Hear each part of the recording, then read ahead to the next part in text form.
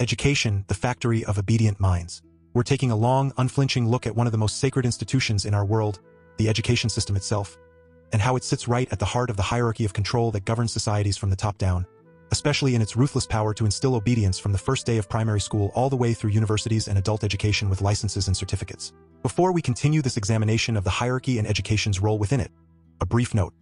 If any element of this analysis resonates, be it a pattern revealed or a logical truth uncovered, consider sharing the episode with others who might feel the same recognition and stay connected for forthcoming explorations. Let's start by laying out the framework clearly. At the very peak sit the elites who pull the primary strings. Finance, information, and even belief systems, including the modern form of organized skepticism that functions much like a religion. These levers allow them to direct everything below.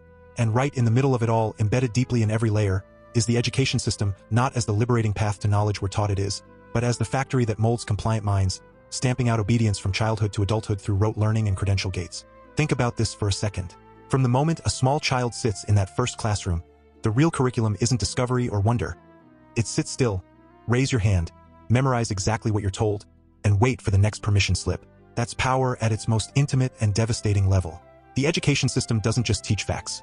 It trains the soul to accept authority as natural, to crave external validation, and to view life as a series of hoops you must jump through before you're allowed to exist fully. It turns curious children into adults who ask for licenses before they dare to think, create, or live. Now, follow the hierarchy downward and watch how perfectly the education system locks everything in place. The elites shape finance to pour endless money only into schools and universities that deliver the approved model of obedience. Curricula that might spark genuine independence or reveal ways for ordinary people to thrive without the system. Those programs are starved or shut down. Instead, the funding flows towards standardized testing, rote memorization, and credential pipelines that keep generations chasing pieces of paper instead of their own potential. The money created from nothing at the top ensures that education serves the financial architecture rather than disrupting it. Information control works hand in glove here. Through approved textbooks and official guidelines, only certain narratives are allowed to shape young minds. The public is kept busy with endless busywork and exams while deeper questions about power, freedom, and possibility are framed as irrelevant or dangerous. A population trained from age 5 to accept whatever the authority figure writes on the board can't later question the larger structures above them. The conditioning isn't accidental. It's the entire point. Even belief systems play their part. The education system has replaced genuine inquiry with faith in the official curriculum. That quiet pride when a child recites the approved answer perfectly, that sting of shame when they get a low grade, that warm glow of belonging when they earn the next certificate. These are the modern rituals that bind tighter than any ancient creed. Skepticism itself is turned into an emotional weapon. Feel smart for accepting the right facts, feel defective for questioning the approved script. The mind is captured before the heart even knows it's been trained. Descending further into the institutional layers, the education system becomes the obedience operating system for the entire control grid. In primary school, it teaches small children that their natural curiosity is a problem to be managed. Sit down, be quiet, color inside the lines. By secondary school, the lesson deepens. Your value is measured by how well you conform and repeat. At university level, it becomes a gatekeeping ritual. Pay your dues, absorb the doctrine, earn the degree that grants you permission to participate in adult life. Then adult education and professional licensing seal the chain. Without the official certificate, you are not allowed to practice your own skills, heal, build, or even think certain thoughts in public. The entire system is designed so that by adulthood you have internalized the message. You are not free until the authority stamps you as approved. The justice system relies on education to determine who is permitted to speak. Approved graduates with the right credentials testify as experts. Anyone without the official papers is dismissed as unqualified. This creates a powerful mechanism. What the education system declares legitimate becomes the only voice allowed in courts and policy. Alternative ways of knowing get labeled uneducated or unreliable, removing them from serious consideration. Media uses education constantly to reinforce the narrative. Stories celebrate the obedient success stories while quietly burying the ones who dared to learn outside the lines. Corporations weaponize education most directly. They fund programs that produce compliant workers while ensuring the credential system keeps competition out. Health, innovation, creativity, all funneled through approved educational gates that protect markets and patents. The incentive structure ensures that learning serves commercial longevity over human liberation. The military applies the same model. Education prepares the emotional ground by teaching respect for hierarchy and following orders without question. Science, culture, even patterns of crime, all get their obedient coloring from the education brush, making the unnatural feel normal and the normal feel rebellious. At the heart of it all is how the education system operates internally. It isn't about discovering fundamental truths or nurturing genius. The day-to-day reality is rote learning and compliance training, working within an established framework. repeating approved answers that don't threaten the big picture. The community of educators and administrators has enormous investment in maintaining that framework. Careers, funding, institutional power, all depend on the obedience model holding firm. When real curiosity or independent thought appears, questions that don't fit the approved curriculum, they aren't nurtured as pathways to deeper understanding. Instead, they're redirected, graded down, or the students bringing them forward are labeled disruptive. This isn't some accidental flaw. It's the logical outcome of a system whose primary goal has become the production of obedient citizens. Standardized testing and grading, presented as the gold standard of fairness, function in practice as obedience filters.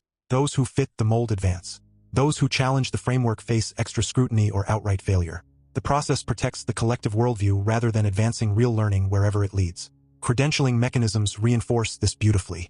Degrees, licenses, and certificates must align with priorities set by those holding the purse strings, ultimately traceable to elite influence through governments and major institutions. Students learn quickly which thoughts are career-enhancing and which ones lead to dead ends. Over time, entire generations drift toward safe, compliant thinking that supports the existing order.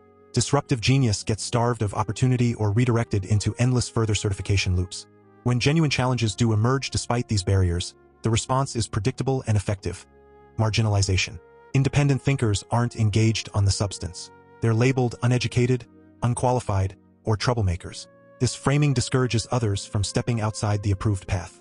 The narrative is protected without ever having to seriously debate the substance. You might hear arguments that education eventually opens minds or that credentials are necessary for progress. Let's apply cold logic here.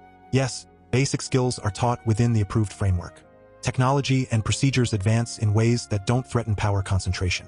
But fundamental shifts that would create truly sovereign individuals, people who think, create, and live without needing permission slips, these face systematic resistance that lasts lifetimes. The system only corrects when the old guard fades or when the anomalies become impossible to ignore without losing all credibility. By then, the elites have usually positioned themselves to control the new credential system too. The apparent progress we see, more degrees, more certificates, more educated people, serves as proof of concept for the believers. But notice what areas show the most stagnation relative to potential. Fields that could liberate people from dependency show the slowest genuine breakthroughs despite massive funding. This selective obedience training isn't random. It's exactly what a control system would produce. Consider how education integrates with the other control layers.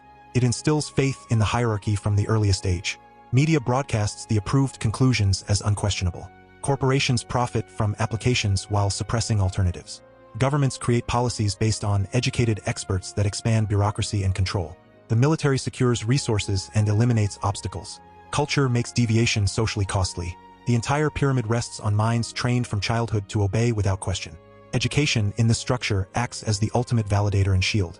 It provides the intellectual and moral authority that makes the entire pyramid appear rational, objective, and inevitable.